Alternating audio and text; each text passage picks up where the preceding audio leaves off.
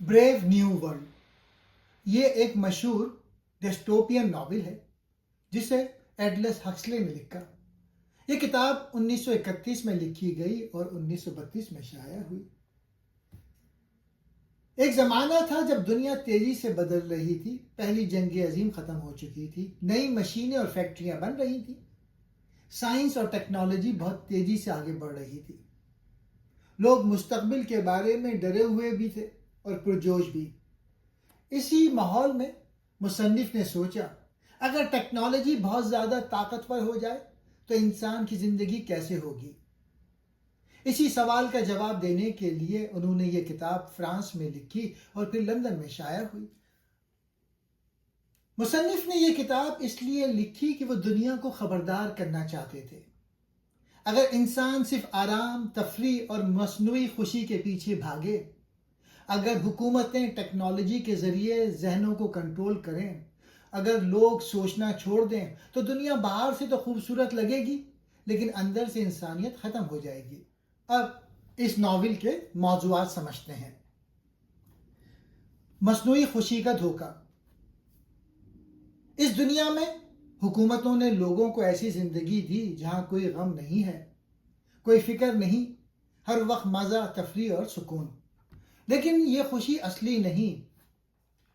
Brave new world ایک ایسا novel ہے جو مستقبل کی ایک دنیا دکھاتا ہے جہاں انسان پیدا نہیں ہوتے بلکہ فیکٹریوں میں تیار کیے جاتے ہیں۔ خوشی کو سب سے بڑی قدر سمجھا جاتا ہے۔ سوچنے، سوال کرنے اور محسوس کرنے کی آزادی ختم ہو چکی ہے۔ یہ ناول دراصل ہمیں خبردار کرتا ہے کہ اگر انسان صرف آرام، ٹیکنالوجی اور مصنوعی خوشی کے پیچھے بھاگے تو وہ اپنی انسانیت کھو بیٹھتا ہے۔ اس ناول کے مختلف تھیمز ہیں۔ پہلا، آزادی بمقابلہ کنٹرول۔ اس ناول کی دنیا میں لوگ آزاد نظر آتے ہیں لیکن اصل میں حکومت ان کے ذہنوں کو کنٹرول کرتی ہے۔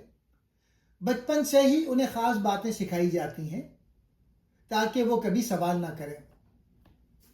جب کسی بچے کو بار بار ایک ہی بات سنائی جائے تو وہ اسے سچ مان لیتا ہے۔ اسی طرح اس دنیا کے لوگ بھی غلام ذہن بن چکے ہیں۔ اصل غلامی جسم کی نہیں بلکہ سوچ کی غلامی ہوتی ہے۔ دوسرا موضوع ہے مصنوعی خوشی۔ اس دنیا میں غم، دکھ، پریشانی کو جرم سمجھا جاتا تھا۔ ہر مسئلے کا حل ایک دوا ہے، سوما۔ لوگ کہتے ہیں سوما لو اور خوش رہو۔ مسئلہ یہ ہے، یہ خوشی حقیقی نہیں، انسان کو سوچنے اور سیکھنے سے روکتی ہے۔ اسلامی نقطۂ نظر سے اسلام میں صبر، دکھ اور آزمائش انسان کو مضبوط بناتے ہیں، لیکن یہاں انسان کو احساس سے محروم کر دیا گیا ہے۔ اس دنیا میں ٹیکنالوجی کا غلط استعمال۔ ٹیکنالوجی انسان کی مدد کے لیے ہوتی ہے لیکن اس ناول میں ٹیکنالوجی انسان کو مشین بنا دیتی ہے، جذبات ختم کر دیتی ہے، رشتے توڑ دیتی ہے۔ مثال کے طور پہ اس دنیا میں بچے ماں کی گود میں نہیں بلکہ لیبارٹری میں بنتے ہیں۔ سبق یہ ہے، جب ٹیکنالوجی حد سے بڑھ جائے تو انسان نہیں رہتا۔ ایک اور تھیم ہے خاندان اور محبت کا خاتمہ۔ اس دنیا میں ماں، باپ، خاندان کو گالی سمجھا جاتا ہے۔ شادی اور وفاداری کا تصور نہیں، صرف وقتی تعلق ہوتے ہیں۔ لوگ کہتے ہیں everyone belongs to everyone. Pakistani معاشرتی تناظر میں ہمارا معاشرہ خاندان پہ قائم ہے، جبکہ اس ناول کی دنیا میں خاندان کا تصور ختم ہو چکا ہے، جو معاشرتی تباہی کی علامت ہے۔ مساوات کا جھوٹا تصور، یہ بھی ایک تھیم ہے۔ باہر سے سب برابر لگتے ہیں لیکن حقیقت میں لوگ مختلف طبقوں میں بنائے جاتے ہیں لیبارٹری میں، الفا، بیٹا، گاما، ڈیلٹا، ایپسیلان۔ ہر طبقہ صرف وہی سوچ سکتا ہے جو اسے سکھایا گیا ہو۔ سبق یہ ہے، یہ مساوات نہیں بلکہ منظم ناانصافی ہے۔ ایک اور موضوع ہے مذہب اور روحانیت کی عدم موجودگی۔ اس دنیا میں خدا کی جگہ ہنری فورڈ کا نام لیا جاتا ہے۔ عبادت، دعا، روحانیت ختم ہو چکی ہے۔ نتیجہ یہ ہے کہ انسان جسمانی طور پر زندہ ہے مگر روحانی طور پہ مردہ ہے۔ اسلامی پیغام یہ ہے، روح کے بغیر جسم بے معنی ہے۔ یہ ناول بظاہر ایک خیالی مستقبل کی کہانی ہے مگر حقیقت میں یہ ناول انسانی تہذیب کے زوال کی گہری پیشگوئی ہے۔ یہ کتاب ہمیں بتاتی ہے کہ اگر ترقی، سائنس اور خوشی کو زندگی کا واحد مقصد بنا لیا جائے اور مذہب، خاندان، اخلاقیات اور سوچنے کی آزادی کو نظر انداز کر دیا جائے تو معاشرہ بظاہر خوشحال مگر اندر سے کھوکھلا ہو جاتا ہے۔ اگر ہم اس ناول کو پاکستانی معاشرے کے آئینے میں دیکھیں تو ہمیں کئی خطرناک مماثلتیں نظر آتی ہیں۔ پاکستانی معاشرے میں ذہنی غلامی اور ریاستی کنٹرول۔ بریو نیو ورلڈ میں حکومت لوگوں کے ذہنوں کو کنٹرول کرتی ہے۔ لوگوں کو بچپن سے وہی سکھایا جاتا ہے جو ریاست چاہتی ہے، سوال کرنے کی اجازت نہیں۔ پاکستانی تناظر میں نصاب تعلیم محدود سوچ پیدا کرتا ہے، تنقیدی فکر کی کمی ہے، اختلاف رائے کو بغاوت سمجھا جاتا ہے۔ لوگ آزاد ہوتے ہوئے بھی سوچ کے غلام بن جاتے ہیں۔ سبق یہ ہے کہ جب قوم سوال کرنا چھوڑ دے تو ترقی رک جاتی ہے۔ مصنوعی خوشی اور فرار۔ ناول میں سوما نامی دوا دکھ، غم اور سوچ کو ختم کر دیتی ہے۔ پاکستان میں سوشل میڈیا کی لت، غیر ضروری تفریح، وقتی مذہبی یا سیاسی نعروں کا سہارا، یہ سب سوما کی جدید شکلیں ہیں جو انسان کو مسئلہ حل کرنے کے بجائے ان سے بھگاتی ہیں۔ حقیقت یہ ہے، ہر مسئلہ ختم نہیں کر رہے بلکہ سوچنے کی طاقت ختم کر رہے ہیں۔ خاندان کا کمزور ہوتا ہوا نظام۔ کتاب میں ماں، باپ، خاندان کا کوئی تصور نہیں۔ خاندان کو شرمناک سمجھا جاتا ہے۔ پاکستانی معاشرے میں خاندانی نظام تیزی سے کمزور ہو رہا ہے۔ بزرگ بوجھ سمجھے جا رہے ہیں۔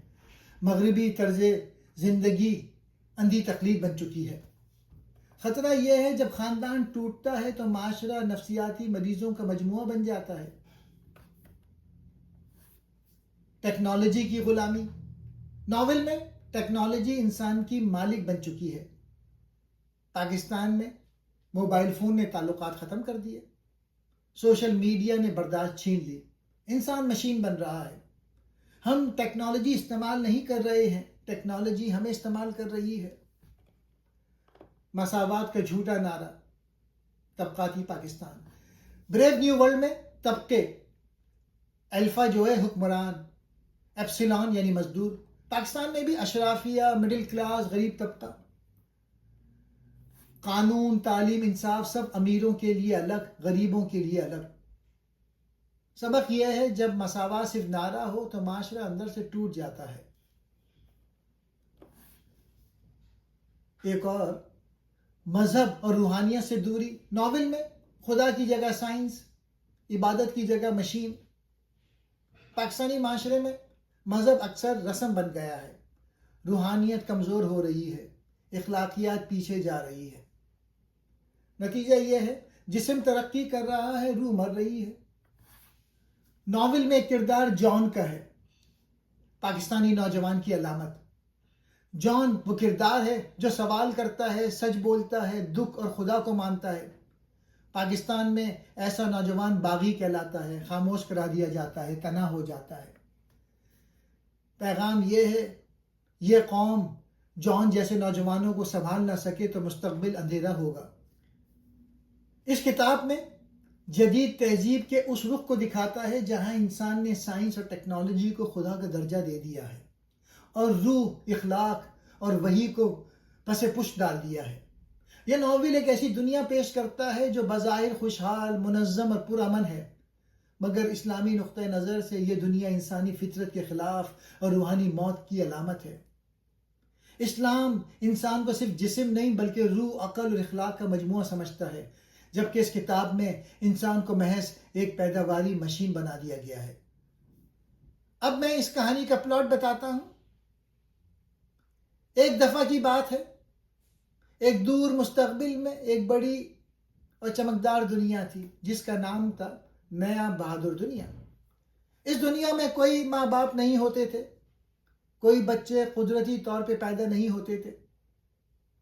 سب لوگ ایک بڑی فیکٹری میں شیشے کی بوتلوں میں بنائے جاتے تھے۔ سائنسدان انہیں مختلف قسم کے بناتے ہیں، الفا جو سب سے ذہین اور لیڈر ہوتا ہے، بیٹا، گاما، ڈیلٹا اور ایپسیلان جو مزدور اور کم ذہین ہوتے ہیں۔ بچوں کو چھوٹے سے ہی مشینوں اور آوازوں سے سکھایا جاتا ہے کہ وہ اپنی زندگی سے خوش رہیں، کبھی غصہ نہ کریں، کبھی اداس نہ ہوں۔ اس دنیا میں سب لوگ بہت خوش رہتے تھے کیونکہ ان کے پاس ایک جادوئی دوا تھی جس کا نام سوما۔ جیسے ہی کوئی تھوڑا سا پریشان ہوتا، سوما کھاتا اور سب کچھ اچھا لگنے لگتا۔ لوگ ایک دوسرے سے پیار کرتے تھے لیکن شادی نہیں کرتے تھے۔ ہر کوئی سب کا ہے، یہ ان کا نعرہ تھا۔ کوئی خاندان نہیں، کوئی حقیقی محبت نہیں، بس کھیل اور مزہ۔ کتابیں، خدا اور پرانی کہانیاں سب ممنوع تھیں کیونکہ وہ لوگوں کو سوچنے پر مجبور کرتی تھی۔ اب ایک لڑکا جس کا نام برنارڈ، وہ الفا تھا لیکن وہ خوش نہیں تھا۔ وہ سوچتا تھا کہ یہ دنیا کچھ عجیب ہے۔ وہ اکیلا پن محسوس کرتا تھا۔ اب یہاں پہ انٹرسٹنگ ہے، ایک دن وہ اپنی دوست لینینا کے ساتھ ایک دور کی جگہ گیا جہاں پرانی دنیا کے لوگ رہتے تھے۔ وہاں لوگ قدرتی طور پہ پیدا ہوتے تھے، شادی کرتے تھے، بچے پیدا کرتے تھے، دکھ اور خوشی دونوں محسوس کرتے تھے۔ وہاں ایک عورت ملی جس کا نام لنڈا تھا، جو پہلے اس نئی دنیا سے آئی تھی لیکن کھو گئی تھی، اور اس کا بیٹا جان جسے وحشی کہتے تھے۔ جان نے پرانی کتابیں پڑھی تھی، خاص طور پہ شیکسپیئر کی۔ وہ پیار، درد، خوبصورتی اور آزادی کے بارے میں جانتا تھا۔ برنارڈ جو کہ نئی دنیا سے آیا تھا، اس نے سوچا کہ میں جان کو اور لنڈا کو اپنی نئی دنیا میں لے کے آتا ہوں، تو وہ ان دونوں کو نئی دنیا میں لایا۔ تو جان جو کہ پرانی دنیا سے تھا، پہلے تو سوچا کہ یہ بہادر نئی دنیا بہت خوبصورت ہے، لیکن جلد ہی اسے پتا چلا کہ یہاں کوئی حقیقی خوشی نہیں، کوئی حقیقی پیار نہیں، کوئی آزادی نہیں۔ لوگ سوما کھا کر بے حس ہوتے جا رہے ہیں۔ جان چیخا، مجھے درد دو، مجھے خطرہ دو، مجھے آزادی دو۔ جان جو کہ پرانی دنیا سے آیا تھا، اس نے بغاوت کی کوشش کی۔ پرانی دنیا وہ ہے جیسے ہم جہاں جیسے رہتے ہیں، لوگوں کو جگانے کی، لیکن دنیا کے بڑے حکمرانوں نے کہا ہم نے خوشی کے لیے آزادی قربان کر دی، استحکام کے لیے۔ آخر میں جان جو کہ پرانی دنیا سے آیا تھا اکیلا رہ گیا اور اس نے اپنی جان دے دی کیونکہ وہ اس جعلی خوشی کی دنیا میں نہیں جی سکتا تھا۔ یہ کتاب ہمیں بتاتی ہے کہ اگر ہم سائنس اور ٹیکنالوجی سے سب کچھ کنٹرول کرنے کی کوشش کریں اور حقیقی جذبات، محبت اور آزادی چھین لیں تو خوشی بھی جعلی ہو جائے گی۔ حقیقی زندگی میں دکھ بھی ضروری ہے تاکہ خوشی کی قدر پتہ چلے۔ کیا آج کی دنیا میں ہم بریو نیو ورلڈ کی طرف بڑھ رہے ہیں؟ مختصر جواب یہ ہے، ہاں، کچھ حد تک، مگر مکمل طور پر نہیں۔ آج کی دنیا کی کہانی، فرض کریں ایک نوجوان ہے آج کے زمانے کا، وہ صبح اٹھتا ہے، موبائل دیکھتا ہے، نوٹیفیکیشنز، ویڈیوز، ریلز، خبریں کم، تفریح زیادہ۔ اسے خاموش رہنے کے لیے نشہ نہیں دیا جاتا جیسے سومو تھا، بلکہ اسکرین دے دی جاتی ہے۔ یہ ہمیں بریو نیو ورلڈ کی یاد دلاتا ہے۔ مصنوعی خوشی، سوما کی نئی شکل۔ ناول ہمیں سوما تھا، ناول میں سوما تھا۔ آج ہماری دنیا میں سوشل میڈیا، اسٹریمنگ، گیمنگ، مسلسل تفریح، یہ سب ہمیں وقتی خوشی دیتے ہیں مگر گہری سوچ سے دور رکھتے ہیں۔ فرق یہ ہے، وہاں دوا تھی اس نئی ورلڈ میں، یہاں اسکرین ہے۔ انسان کی قدر اور پیداوار۔ بریو نیو ورلڈ میں انسان کی قیمت، وہ کتنا کام کرتا ہے، نظام کے لیے کتنا مفید ہے. آج بھی انسان کو سی وی سے پرکھا جاتا ہے. Number, rank, performance. جذبات یا روح کم اہم ہے. یہ سوچ ہمیں اسی سمت کی طرف لے جا رہی ہے. خاندان اور تعلقات کمزور ہونا. ناول میں خاندان ختم نہیں کا ایک مذاق ہے. آج شادیاں تاخیر کا شکار ہیں، تعلقات کمزور ہو رہے ہیں، تنہائی بڑھ رہی ہے. یہ بریو نیو ورلڈ نہیں، لیکن اس کی جھلک ضرور ہے. سوچ سے ڈرنا. بریو نیو ورلڈ میں سوال جرم ہے. آج مشکل سوال منفی کہلاتے ہیں. سچ بولنا تنازع بن جاتا ہے. لوگ خاموش رہنے کو ترجیح دیتے ہیں. یہ نرمی سے کنٹرول کی ایک شکل ہے.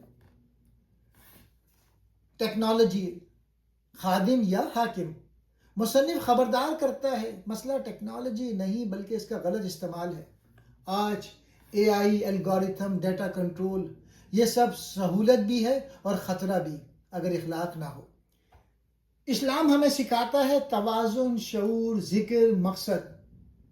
اگر انسان صرف مزے کو زندگی بنا لے، دکھ سے بھاگے اور اللہ کو بھول جائے تو وہ مصنف کی دنیا کے قریب ہو جاتا ہے. آج کی دنیا بریو نیو ورلڈ نہیں بنی مگر اس کی طرف خاموش قدم بڑھا رہی ہے. اصل خطرہ یہ نہیں کہ مشینیں طاقتور ہو جائیں. اصل خطرہ یہ ہے کہ انسان سوچنا چھوڑ دے. اب میں نے اس سے پہلے کتاب بنائی تھی 1984 جارج آرویل کی، اور اب یہ کتاب ہے بریو نیو ورلڈ. میں تھوڑا سا کمپیریزن کرتا ہوں کہ پاکستان زیادہ کس جیسا ہے. پاکستان بریو نیو ورلڈ سے زیادہ 1984 کی جو بک ہے اس کے قریب ہے. پہلے دونوں ناولوں کو ایک لائن میں سمجھتے ہیں. بریو نیو ورلڈ لوگ مزے، غفلت اور مصنوعی خوشی سے کنٹرول ہوتے تھے. طاقت نرمی سے چلتی ہے. لوگ سوال نہیں کرتے کیونکہ وہ خوش یا مصروف ہیں. 1984 کی جو کتاب تھی جارج آرویل کی، اس میں لوگ خوف، نگرانی اور سزا سے کنٹرول ہوتے تھے. طاقت سختی سے چلتی ہے. سوال کرنے پر انجام برا ہوتا ہے. اب پاکستان کس طرح کا ہے ان دونوں کتابوں کے حوالے سے؟ میرا خیال ہے پاکستان میں خوف ہے، طاقتور ادارے، سچ بولنے سے ڈر، کچھ موضوعات سینسیٹیو سمجھے جاتے ہیں. یہ صورتحال کتاب 1984 جارج آرویل نے جو لکھی تھی اس سے ملتی ہے. بریو نیو ورلڈ میں لوگ ہنستے ہوئے خاموش ہوتے ہیں. یہ امریکہ کی کہانی ہے. امریکہ جو ہے وہ بریو نیو ورلڈ کی طرف چل رہا ہے. میڈیا اور سچ. 1984 کتاب میں سچ بدلا جاتا ہے، تاریخ کو کنٹرول کیا جاتا ہے. پاکستان میں بھی خبریں ادھوری، بیانیہ طاقتوروں کے ہاتھ میں ہے. سچ اکثر دب جاتا ہے. یہ بھی 1984 والی کتاب والی فضا ہے.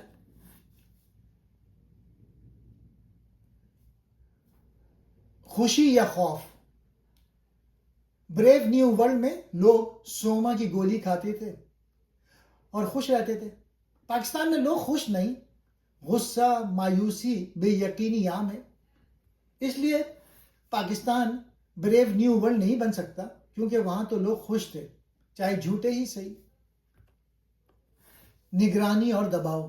1984 کی کتاب میں بگ برادر دیکھ رہا ہے. پاکستان مکمل نگرانی تو نہیں مگر سینسرشپ بہت زیادہ ہے. لوگ خود کہتے ہیں یہ بات نہ کرو. یہ بھی 1984 والی کتاب جیسی بات ہے. پھر بریو ورلڈ کہاں نظر آتی ہے پاکستان میں؟ یہ بات ایمانداری سے ماننی چاہیے. پاکستان میں بھی موبائل، سوشل میڈیا، یوٹیوب، تفریح کے ذریعے غفلت، مسائل سے بھاگنے کا رجحان، یہ بریو نیو ورلڈ کی ہلکی جھلک ہے. اسلام میں ظلم سے ڈرنے کے بجائے حق کہنے کی تعلیم دیتا ہے. غفلت یعنی لہولاب اور خوف دونوں کو نقصان دہ کہتا ہے. پاکستان میں خوف زیادہ ہے، غفلت بھی بڑھ رہی ہے، یعنی ہم دوہری آزمائش میں ہیں. پاکستان مجموعی طور پہ 1984 کتاب کے زیادہ قریب ہے جہاں کنٹرول خوف دباؤ اور خاموشی سے ہوتا ہے. البتہ نئی نسل میں بریو نیو ورلڈ جیسی غفلت بھی بڑھ رہی ہے. امریکہ 1984 کی کتاب کے مقابلے میں بریو نیو ورلڈ کے زیادہ قریب ہے.